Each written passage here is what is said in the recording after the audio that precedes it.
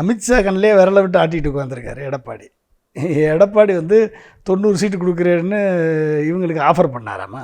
இவன் கேட்டிருப்பான், அவங்க போய் எங்களுக்கு 90 சீட்டு கொடுங்க 2.5 வருஷம் முதலமைச்சரும் கேட்டிருப்பாங்க. அவங்க வெளியே போயான்னு சொல்லியிருப்பாங்க. அவ்வளோதான். அண்ணா உன் வேலையை பாரு, நீ போய் தனியாக நில்லு பார்த்துக்குவோம் அப்படின்னு சொல்லியிருப்பாங்க. அது வந்து ஆதவர்ஜுனா இருக்க வரைக்கும் விஜயால் வந்து அரசியலில் சோபிக்க முடியாதுங்க. ஏன்னா ஆதவர்ஜுனாட்ட கட்சியை அடகு வச்சுட்டாரு விஜய்.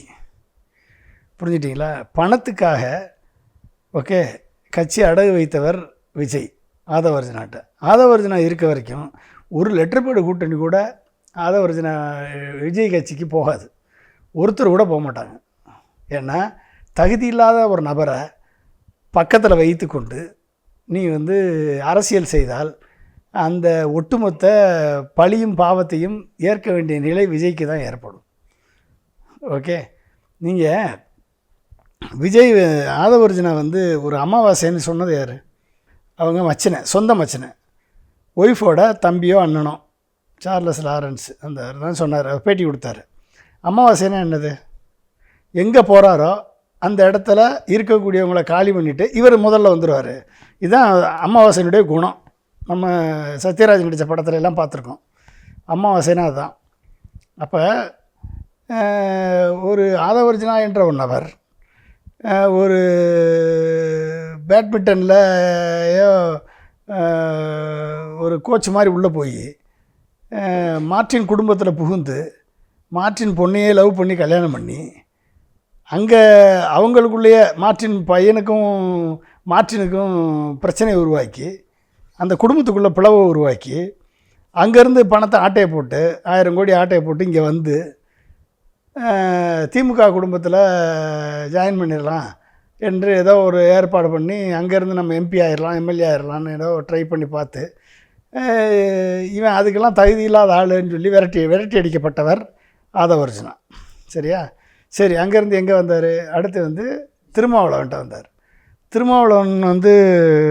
திருமாவளவன்ட்ட வந்து என்ன சொன்னார்? நான் தலித்து வந்து முதலமைச்சர் ஆகக்கூடாதா? ஏன் திருமாவளவனுக்கு தகுதி இல்லையா? தலித்து முதலமைச்சர் ஆகக்கூடாதா? தலித்து துணை முதலமைச்சர் ஆகக்கூடாதா? அப்போ நான் தலித்தை முதலமைச்சராக பாடுபடுவேன்னு சொல்லி திருமாவளவனை காலி பண்ணி ஒட்டுமொத்த விசிகாவையும் தன் கண்ட்ரோலில் எடுக்கிறதுக்கு தன் பணத்தை வைத்து பண்ணுறதுக்கு ட்ரை பண்ணாப்புல. ஆனால் திருமாவளவன் அதுக்கெல்லாம் மயங்காமல் எங்கே வைக்கணுமோ அங்கே வச்சு வெளியே அனுப்பிட்டார்.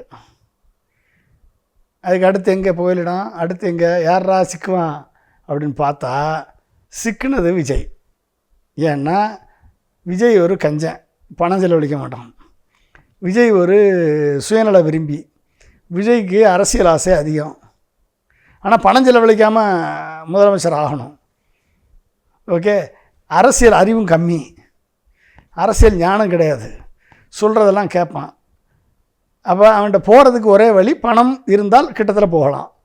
இதெல்லாம் பார்த்து கரெக்டாக அவனுக்கு ஒரு ஃபங்க்ஷன் ஏற்பாடு பண்ணி புக் ரிலீஸ் பண்ணுறேன்னு சொல்லி ஒரு புக் ரிலீஸ் ஃபங்க்ஷன் ஏற்பாடு பண்ணி சோழியை முடித்து கையில் பிடிச்சி அங்கேருந்து அப்படியே உள்ளே பூந்துட்டாப்புல. உள்ளே பூந்தாச்சா, முடிஞ்சா? நீங்கள் விஜய் கூட இருக்கக்கூடிய ஜான் ஆரோக்கியசாமி 10 கோடி பணம் வாங்கிட்டு பொலிட்டிக்கல் ஸ்ட்ராட்டஜிஸ்ட் பண்ணி கொடுக்குறாரு. விஜய் கூட இருக்கக்கூடிய புஷி ஆனந்த் விஜய் கூடயே இருந்து விஜயை தன் கைக்குள்ளே போட்டு விஜயை வந்து ஒட்டுமொத்த ரசிகர் மன்றத்தையும் கட்டுக்கோப்பாக கொண்டு வந்து ஒட்டுமொத்த ரசிகர் மன்றத்தையும் கண்ட்ரோலில் வச்சுருக்காப்புல புஷி ஆனந்த் வந்து என்றைக்காவது விஜய்க்கு துரோகம் நினைப்பாரா? துரோகம் நினைக்க மாட்டார். ஆனால் புஷி ஆனந்த் என்ன நினைப்பார்? கண்ட்ரோல் நம்மகிட்ட இருக்கணும், விஜய் கண்ட்ரோல் நம்மகிட்ட இருக்கணும், விஜய் வேறு யாரும் வந்து கூட்டத்தில் போயிடக்கூடாது, விஜய் வந்து நம்ம சொல்லத்தான் கேட்கணும், விஜய்னுடைய இன்ஃப்ளூயன்ஸ் நம்ம மூலமாக தான் நடக்கணும், அது மூலமாக நம்ம கொஞ்சம் பணம் சம்பாரிச்சிக்கணும். இதெல்லாம் வந்து புஷி ஆனந்த் இவ்வளோ தான் செய்வாப்புல மேக்ஸிமம். ஆனால் விஜயவே காலி பண்ணணும்னு நினைப்பாரா புஷி ஆனந்த்? நினைக்க மாட்டாப்புல, கண்டிப்பாக நினைக்க மாட்டாப்புல. சரி, ஜான் ஆரோக்கியசாமி என்ன பண்ணுறாரு? பணம் வாங்கியிருக்காரு, பொலிட்டிக்கல் ஸ்ட்ராட்டஜி வேலை பண்ணுறாரு. அவருடைய பொசிஷன் என்ன? அவர் வந்து விஜயை வந்து ஒரு சிஎம் கேண்டிடேட் ஆனால் தான், சிஎம் ஆக்கினா தான் அவருக்கு மதிப்பு. யாருக்கு? ஜான் ஆரோக்கியசாமிக்கு மதிப்பு. ஜான் ஆரோக்கியசாமி என்ன முடிஞ்ச அளவுக்கு அவரை கல்ட் ஃபிகர்னு பொசிஷன் பண்ணுறாரு. விஜய் தான் வந்து ஒரு டைரக்ட் சிஎம் கேண்டிடேட்டுன்னு சொல்கிறாரு. முதன்மை சக்தின்னு பொசிஷன் பண்ணுறாரு. டிவிகே வர்சஸ் டிஎம்கேன்னு பொசிஷன் பண்ணுறாரு. ஆட்சியில் பங்கு அதிகாரத்தில் பங்கு அப்படின்னு சொல்லி பொசிஷன் பண்ணி கொடுக்குறாரு. இத்தனையும் பண்ணி கொடுத்து விஜயை ஒரு பொசிஷன் பண்ணக்கூடிய வேலையை ஜானகிராமசாமி பண்ணுறாரு. சரியா? அவருக்கும் புஷி ஆனந்துக்கு ஏதோ தகராறு ஆடியோலாம் வந்துச்சு, செஞ்சிச்சு, அவங்களுக்குள்ள பிரச்சனை இருந்துச்சு. இருந்தாலும் அவர் ஸ்டாண்ட் பண்ணி நிற்கிறாருன்னு வச்சுக்கோங்க, because of his own capability. சரி, இந்த ஆதவர்ஜுனா என்ன கேப்பபிலிட்டி? இது வரைக்கும் வந்ததுலேருந்து விஜய்க்கு என்ன நன்மை பண்ணியிருக்காருன்னு மட்டும் லிஸ்ட் சொல்லுங்கள், எனக்கு சொல்லுங்கள். இது வரைக்கும் வந்ததுலேருந்து விஜய்க்கு ஆதவர்ஜுனா பண்ண நன்மை என்ன? ஜென்ஜி புரட்சி வெடிக்கும்னு போட்டு அரெஸ்ட் பண்ணி உள்ள தூக்கி லாடம் கட்டிடுவான்னு சொன்ன உடனே அதுக்கு அதை டெலீட் பண்ணிவிட்டு ஓடினவன் இந்த ஆதவர்ஜுனா ஒன்று. ஓகே, அப்போ விஜய் சிக்கலில் சிக்கலில் மாட்டி விட்டது யார்? ஆதவர்ஜுனா. ரெண்டாவது என்னது? கரூரில் 41 பேர் மரணத்துக்கு முதல் காரணமாக இருந்தது விஜய். அதுக்கு துணையாக இருந்து எல்லாத்தையும் அந்த 41 பேர் மரணத்திற்கு வழிவகுத்து கொடுத்தது இந்த ஆதவர்ஜுனா. கூட இருந்து நம்ம டிவியில் பார்த்தோம், அவன் தான் வந்து மேடையில் ஏறி தண்ணி பாட்டிலாம் போட சொல்லி இதெல்லாம் பண்ணிகிட்டு இருந்தான். வழிவகுத்தது ஆதவர்ஜுனா.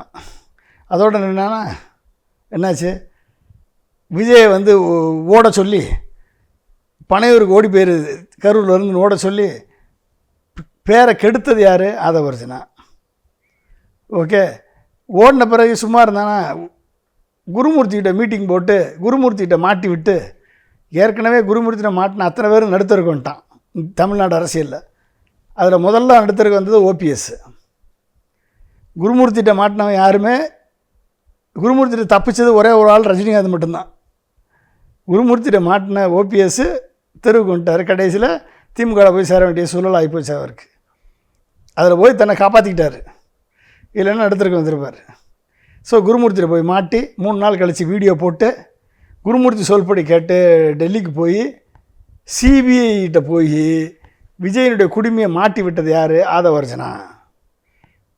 போன மீட்டிங்கில் ஏதோ ஒரு மீட்டிங்கில் ஆதவர்ஜுனா பேசுகிறாப்புல, தமிழ்நாடு போலீஸு எங்கள் மேலே நடவடிக்கை எடுக்க விட்டுருந்தா நானும் புஷி ஆனந்தும் புழல் ஜெயிலில் கழுதி நின்றுருப்போம். நல்ல வேளை நாங்கள் வந்து சிபிஐயில் போய் விஜயை மாட்டி விட்டோம், விஜயை மாட்டி விட்டுட்டோம். இப்போ வந்து விஜய் தான் மாட்டிக்கிட்டு இருக்காப்புல, இல்லையே நாங்கள் தப்பிச்சிட்டோம் அப்படின்னு சொல்லி அந்த மெசேஜ் வர்ற மாதிரி பேசுகிறான்னா, அப்போ விஜயை எந்த அளவுக்கு மாட்டி விட்டுருப்பான்னு பாருங்கள்.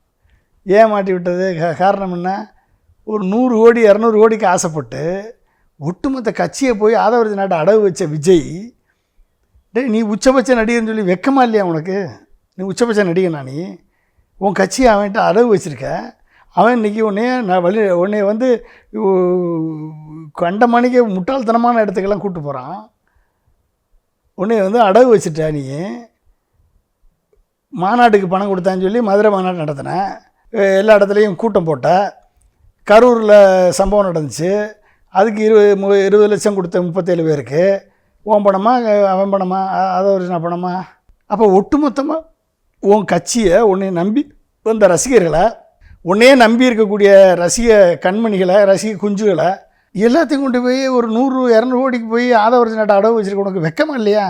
அப்போ உங்ககிட்ட கண்ட்ரோல் இல்லை தம்பி, எல்லாமே ஆதவர்ஜுனா கண்ட்ரோல் தானே. நல்லா தெரியுது இல்லை?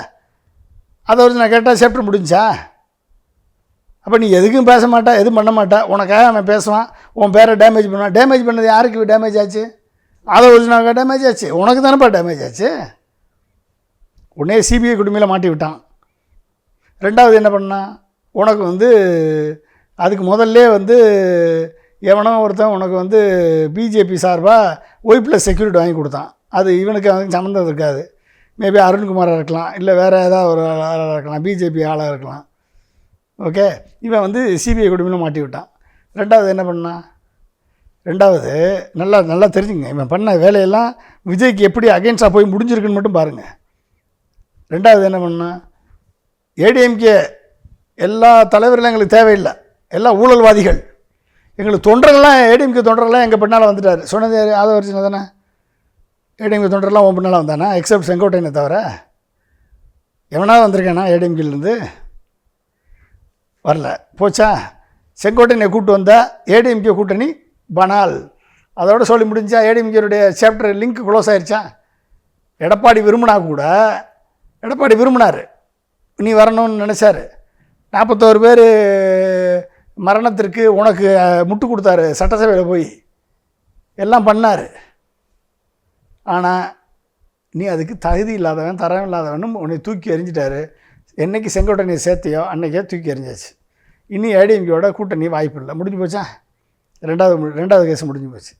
மூணாவது என்னது, காங்கிரஸ் தலைவர் ராகுல் காந்தி என்கிட்ட பேசினார், கிரீஸ் சோடங்கர் பேசினார், பிரவீன் சக்கரவர்த்தி பேசினார், மாணிக் தாக்கூர் பேசினார், அங்கே கூப்பிட்டாங்க, இங்கே கூப்பிட்டாங்க, அங்கே கூப்பிட்டாங்க, இங்கே கூப்பிட்டாங்கன்னு சொல்லி